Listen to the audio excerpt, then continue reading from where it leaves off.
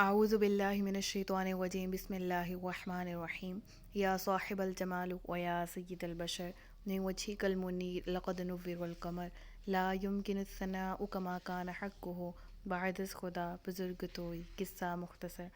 جزا اللہ عنا سیدنا و مولانا محمد صلی اللہ علیہ وآلہ وسلم ما هو أهله یا ربی لک الحمد کما ينبغي لجلال وجهك وعظیم سلطانک رب اشرح لي صدري ويسر لي أمري واحلل عقدة من لساني يفقهوا قولي رب زدني علما رب زدني علما رب زدني علما۔ السلام علیکم ورحمۃ اللہ وبرکاتہ۔ میں حافظہ افرا جاوید اسلام آپ سب لوگوں سے مخاطب ہوں اپنے یوٹیوب چینل انفینٹ اسلام میں۔ آپ سب لوگوں کو خوش آمدید کہتی ہوں۔ امید کرتی ہوں آپ سب لوگ خیریت سے ہوں گے، زندگی پرسکون پر اطمینان اور ایمان بالخیر گزر رہی ہوگی۔ سورۃ آل عمران اردو ترجمہ اور تفسیر، اس کی آیت نمبر 113 تک ہم گزشتہ اسباق میں پڑھ چکے ہیں۔ آج کے سبق میں ہم سورۃ آل عمران کی آیت نمبر 114 سے باقاعدہ آغاز کر رہے ہیں، جس میں اللہ رب العزت ارشاد فرماتا ہے یؤمنون باللہ والیوم الآخر ویأمرون بالمعروف وینہون عن المنکر ویسارعون فی الخیرات واولئک من الصالحین۔ ترجمہ ہے، یہ اللہ پر اور آخرت کے دن پر ایمان رکھتے ہیں اور بھلائی کا حکم دیتے اور برائی سے منع کرتے ہیں اور نیک کاموں میں جلدی کرتے ہیں، اور یہ لوگ اللہ کے خاص بندوں میں سے ہیں۔ کن لوگوں کی بات کی جا رہی ہے؟ نبی پاک صلی اللہ علیہ وآلہ وسلم نے جب ہجرت کی، جب مدینہ ہجرت کر کے چلے گئے مکہ سے، تو وہاں مدینہ میں یہودی لوگ تھے، ان کے دو گروہ بن گئے، وہ دو گروہوں میں تقسیم ہو گئے، جس کا ذکر ہم نے پچھلی آیات میں بھی کیا تھا کہ اکثر تو وہ تھے جو ضد پر اپنی قائم تھے اور وہ اپنی ضد کی وجہ سے ایمان نہیں لاتے تھے، مگر ان میں سے بعض لوگ ایسے تھے جو ایمان بھی لائے اور صحابیت کے درجے میں بھی پہنچے۔ تو پچھلے اسباق میں، پچھلی آیات میں ہم نے ان ضدی یہودیوں پر اللہ کا جو غضب نازل ہونا تھا اس کے بارے میں ذکر کیا، اللہ کے غضب کے یہ مستحق ہوتے ہیں اس کے بارے میں ان آیات میں ذکر تھا، جو ہم نے پڑھا، جو ہم نے سیکھا۔ اس آیت میں ان یہودیوں کی بات ہو رہی ہے، ان اہل کتاب کی، جو کہ جب اسلام، نبی پاک صلی اللہ علیہ وآلہ وسلم نے اسلام کا پرچم بلند کیا، جب اسلام کی دعوت دی، تو یہ اہل کتاب تمام کے تمام ایمان لے آئے۔ تو اللہ تبارک و تعالیٰ نے اہل کتاب میں سے جو ایمان لے آئے اور تمام مومنین پر اللہ کی رحمتوں کا ذکر اس رکوع میں، اس آیت میں، ان آیات میں کیا، یہاں سے جو ابتدا ہوتی ہے۔ تو اس کا شان نزول کچھ اس طرح سے ہے کہ ہم نے جس طرح پہلے بھی نام پڑھا حضرت سیدنا عبداللہ بن سلام رضی اللہ تعالیٰ عنہ کا، تو عبداللہ بن سلام رضی اللہ تعالیٰ عنہ بہت بڑی شان والے تھے۔ کس طرح سے کہ یہ خاندانی عالم تھے، ٹھیک ہے۔ حضرت موسیٰ علیہ الصلاۃ والسلام اور حضرت ہارون علیہ الصلاۃ والسلام ان کی اولاد میں سے تھے، اور اسی لیے یہودی ان کا احترام بھی بہت کرتے تھے، بہت زیادہ پائے درجے کے یہ عالم کہلاتے تھے اور بہت بزرگ ہستی تھے۔ لیکن جب حضرت عبداللہ بن سلام رضی اللہ تعالیٰ عنہ اسلام لے کے اسلام قبول کیا، تو تب یہ تمام کے تمام یہودی ان کے دشمن ہو گئے اور ان کے متعلق جو ہے وہ طرح طرح کی بکواس کرنے لگے، طرح طرح کی باتیں کرنے لگے۔ تو اس معاملے میں کہ ان کی شان میں کوئی کچھ بولے، ایسے لوگ، ایسے یہودی جو اسلام قبول کر رہے ہیں اور مومن ہو رہے ہیں، یا جو مومنوں کے بارے میں ایسا کچھ بولیں، تو پھر اللہ تبارک و تعالیٰ نے ان کی تردید کی اور مومنین کی شان میں آیات کریمہ نازل فرمائی یہ والی، اور پھر ان کی نشانی بتائی کہ اہل کتاب میں تمام ہی ایسے نہیں، زیادہ تر تو ہٹ درم ہیں، ضدی ہیں، اپنی ضد کی وجہ سے، انات کی وجہ سے اہل کتاب ہی ہیں اب تک، وہ کتاب تبدیل شدہ کتابوں پر ایمان رکھتے ہیں اور آخری نبی صلی اللہ علیہ وآلہ وسلم پر ایمان نہیں لاتے، وغیرہ وغیرہ۔ لیکن کچھ ایسے ہیں جو ایمان والے ہیں، کچھ ایسے ہیں جنہوں نے نبی آخر الزماں کو دیکھا، ان کے نام کا کلمہ پڑھا، ان کی سنت پر عمل کیا، قرآن پر عمل کیا، اور خود کو مومنین کہلوایا، دنیا میں بھی مسلمان رہے، مومن رہے، اور آخرت میں بھی وہ سرخرو ہوں گے۔ تو ان کی نشانی جو ہے وہ یہاں پر بیان کی گئی، اور یہ والی آیت اور اگلی آیت بھی ساتھ ہی پڑھ لیتے ہیں، پھر اکٹھی نشانیاں جو بیان کی گئی ہیں ان کو ریوائز کرتے ہیں کہ اور یہ لوگ جو نیک کام کرتے ہیں اور ہرگز ان کی ناقدری نہیں کی جائے گی، اور اللہ ڈرنے والوں کو جانتا ہے۔ یعنی یہ جو دو آیات کریمہ ہیں، ان میں اہل کتاب کی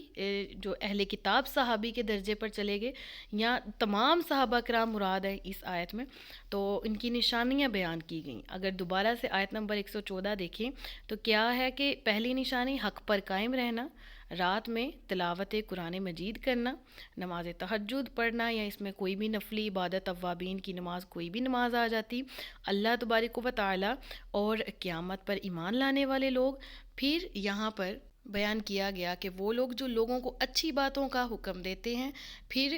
سب بری باتوں سے روکتے ہیں، ٹھیک ہے، اور بھلائیوں میں جلدی کرتے ہیں، اور ان سب کا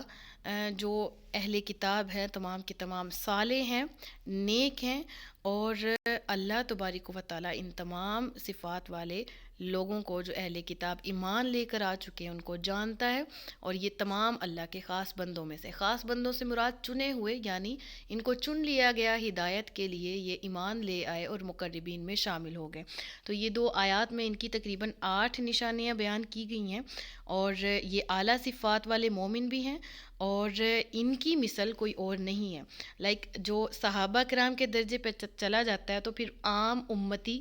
اس لیول پر نہیں جا سکتا جس لیول پر صحابہ کرام علیہم اجمعین علیہ الصلاۃ والسلام، یہ جتنے بھی بزرگ ہستیاں ہیں صحابہ کرام میں سے، عام مومنین سے بہت زیادہ درجے میں یہ ہستیاں بلند بھی ہیں، عرفہ بھی ہیں، اعلیٰ بھی ہیں۔ تو ان کی خوبیاں بیان کی گئیں، کیا کہ یہ دین پر قائم ہے، کسی لالچ یا کسی خوف کے بغیر یہ تمام دین کے کام کرتے ہیں اور دین کی خدمت کرتے ہیں، اور کوئی بھی دنیاوی کوئی ان کی جو مقابلے میں کوئی دوسری طاقت آتی ہے جو انہیں دین سے ہٹانے کی کوشش کرے، پھر بھی ان کے قدم جو ہیں وہ استقامت کے ساتھ کھڑے رہتے ہیں، لغزش نہیں آتی ان کے قدموں میں، ان کی راتیں جو ہیں وہ غفلت اور سونے میں نہیں گزر جاتی بلکہ تلاوت قرآن اور ذکر الہی میں گزارتے ہیں۔ جب یہ لوگ سجدے کرتے ہیں تو سجدوں میں سر رکھ کے روتے ہیں، اللہ پر، قیامت کے دن پر صحیح معنوں میں ایمان رکھتے ہیں۔ یہی وہ لوگ ہیں جو لوگوں کو بری اور اچھی دونوں باتیں بتاتے ہیں اور سمجھاتے ہیں کہ یہ برائی ہے اور یہ اچھائی ہے، ٹھیک ہے، دونوں باتیں واضح کر کے بتا دیں، پھر اچھائیوں کی طرف رغبت دیتے ہیں اور برائیوں سے نفرت پیدا کرتے ہیں، خود بھی برائی سے رکتے ہیں، دوسروں کو بھی روکتے ہیں، اور یہ لوگ اپنی سانسوں کو غنیمت جان کر ہر کام میں نیکی کرتے ہیں، نیک کام میں جلدی کرتے ہیں، سستیاں نہیں کرتے، ہر نیک کام میں اولین درجہ، اولین طور پر اس نیکی کو اختیار کرتے ہیں، اور پھر نہ صرف یہ کہ نیکی کرتے ہیں بلکہ ایک دوسرے پر سبقت لے جانے کی کوشش کرتے ہیں۔ سبقت لے جانے سے مراد پہل کرنا، تو یہ لوگ نیکی میں پہل کرتے ہیں، تو رب العالمین فرماتا ہے کہ یہ تمام لوگ متقی ہیں، عادل ہیں، پرہیزگار ہیں، اور یہ نبی پاک صلی اللہ علیہ وآلہ وسلم کی صحبت میں رہتے ہیں، تو یہ ان کے جو مقام ان کو ملا، جو درجہ ان کو صحابیت کا ملا،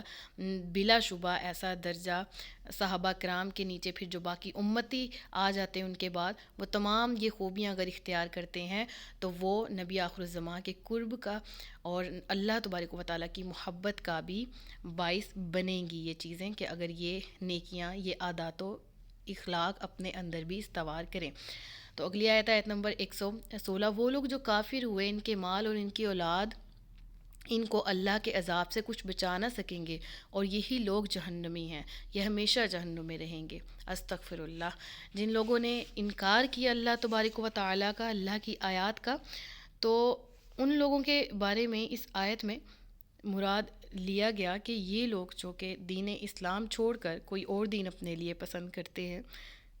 ان کے مال بھی، ان کی اولاد بھی۔ مال اور اولاد میں نے ہمیشہ کہتی آئی ہوں، یہ دو چیزیں تھیں جن پہ اہل عرب بہت تکبر کرتے تھے، زیادہ بیٹے ہو جانا، زیادہ اولاد والے ہونا، یا زیادہ مال والے ہونا، تو ان دونوں چیزوں پر تکبر کرتے تھے۔ اللہ فرماتا ہے کہ جب اللہ کا عذاب آیا تو یہ دو چیزیں تمہارے کسی کام نہیں آنے والی، جہنمی ہیں یہ لوگ، جو اللہ کے نبی کی تکذیب کرتے ہیں، اللہ کی آیات کا کفر کرتے ہیں، اور پھر یہ جہنم میں ہمیشہ رہیں گے۔ ان کی مثال کچھ اس طرح سے، آیت نمبر 117، اس دنیاوی زندگی میں جو خرچ کرتے ہیں ان کی مثال اس ہوا جیسی ہے جس میں شدید ٹھنڈ ہو، اور وہ ہوا کسی ایسی قوم کی کھیتی کو جا پہنچے جنہوں نے اپنی جانوں پر ظلم کیا ہو، تو وہ ہوا اس کھیتی کو ہلاک کر دے، اور اللہ نے ان پر ظلم نہیں کیا بلکہ وہ خود اپنی جانوں پر ظلم کرنے والے تھے۔ استغفر اللہ ربی من کل ذنب و اتوب الیہ۔ یعنی یہاں پر کیا بات فرمائی گئی، ایک مثال ہے جس کو سمجھنے کی ضرورت ہے۔ میں اکثر اپنی تفسیر میں ایک بات کہا کرتی ہوں، اور میں بہت ڈرتی ہوں اللہ تبارک و تعالیٰ سے جب میرے ذہن میں یہ بات آتی ہے کہ بعض گناہ ایسے ہوتے ہیں جو نیکیوں کو مٹا دیتے ہیں، جو نیکیاں بھی ضائع کر دیتے ہیں۔ بعض برے عمل ایسے ہو جاتے ہیں جو کہ آسمان سے آپ کو اٹھا کے زمین پہ گرا دیتے ہیں۔ اللہ تعالیٰ ہمارے نیک اعمال کو قبول کرے، اور جیسی ٹوٹی پھوٹی عبادات ہم کرتے ہیں اللہ اس کو ہی قبول کر لے اور ہمیں بخش دے، ہمارے گناہوں کو معاف کرے۔ یہ مثال سمجھنے کی ضرورت ہے اپنی اپنی زندگیوں میں۔ کفار کی مثال دی گئی، اور ہر صورت میں ہمیں اس طرح ہونے سے بچنا ہے۔ ہمیں سمجھانے کے لیے یہ مثال دی گئی کہ اے مسلمانوں، خیال رکھو کہ کفار کے ان مالوں کی مثال جو اسلام کے مقابلے میں یا حضور پرنور صلی اللہ علیہ وآلہ وسلم کی مخالفت میں وہ خرچ کرتے ہیں، یا وہ اپنی طرف سے جو بت پرستی یا ایسے کوئی ان کے دینی کام جو کہ ان کے مذہب میں وہ اپنے مذہب کو گرو کرنے کے لیے، اپنے مذہب کو فائدہ پہنچانے کے لیے اسلام کے خلاف ایسے پیسے، ایسی چیزیں جو خرچ کرتے ہیں، یا وہ جو صدقات اور خیرات اپنی طرف سے سمجھ کے خرچ کرتے ہیں اور اس پر ثواب کی امید رکھتے ہیں، ایسے لوگ جو ایمان نہیں لائے ہوئے، ایمان ان کے پاس نہیں موجود، لیکن جو کام کرتے ہیں وہ سمجھتے ہیں کہ آخرت میں اسی پر یہ والے نیک عمل کی وجہ سے، جس طرح میں عام مثال دیتی ہوں چیریٹی کے نام پہ، یہودی بھی صدقہ کرتے ہیں، خیرات کرتے ہیں۔ آپ باہر کے جتنے بھی ممالک ہیں، پاکستان کے علاوہ دیکھ لیں تو دنیا بھری پڑی ہے، مختلف قسم کی آرگنائزیشنز بنی ہوئی ہیں ہیومینٹی کے نام پہ، وہ نیکیاں کر رہے ہیں تو وہ کرتے رہیں، دنیا میں ان کو اجر بھی مل جائے گا ان کا، لیکن آخرت میں ایسے لوگوں کا کوئی حصہ نہیں ہے۔ اور جس کے پاس ایمان نہیں ہے، اور جو ایک تو ہے نا کہ اسلام کو کوئی، اسلام کے خلاف بھی کوئی کام نہیں کر رہا، وہ اپنے انسانوں کو انسانوں کی فلاح و بہبود کے لیے کچھ کر رہا ہے، لیکن وہ مسلمان نہیں ہے، تو آخرت میں اس کو کیا ملے گا؟ قرآن کریم میں تو یہی بار بار ہے نا، الا الذین آمنوا وعملوا الصالحات، جو لوگ ایمان لائے اور نیک عمل کیے، ایمان لائے اور نیک عمل کیے، تو یہ دونوں ساتھ ساتھ ہی ضروری ہیں۔ تو ایسے لوگ جو اسلام کو نقصان پہنچانے کے لیے مال خرچ کرتے ہیں، ایسے لوگ، ان کی مثال اس کھیت کی طرح ہے جو ویسے تو بظاہر لہلہا رہی ہے، ٹھیک ہے، جو کھیت کا مالک ہے وہ اسے دیکھ کر خوش بھی ہو رہا ہے، اور اس امید پر وہ انتظار کر رہا ہے کہ ایک دن آئے گا جب اس پر پھل پھول اگ آئیں گے، وہ یہ امید لگا کے بیٹھا ہے، وہ اس آس میں بیٹھا ہے کہ، اور وہ صرف مالک خود بھی، اور اس باغ پہ جو اس نے نوکر رکھے ہوئے ہیں، اس باغ کے اوپر جو اس نے دوسرے خاندان والے لوگ اور نوکر چاکر صاحب اس کی دیکھ بھال کر رہے ہیں اس باغ کی، ان لوگوں کی بھی اس کھیت سے امیدیں وابستہ ہیں،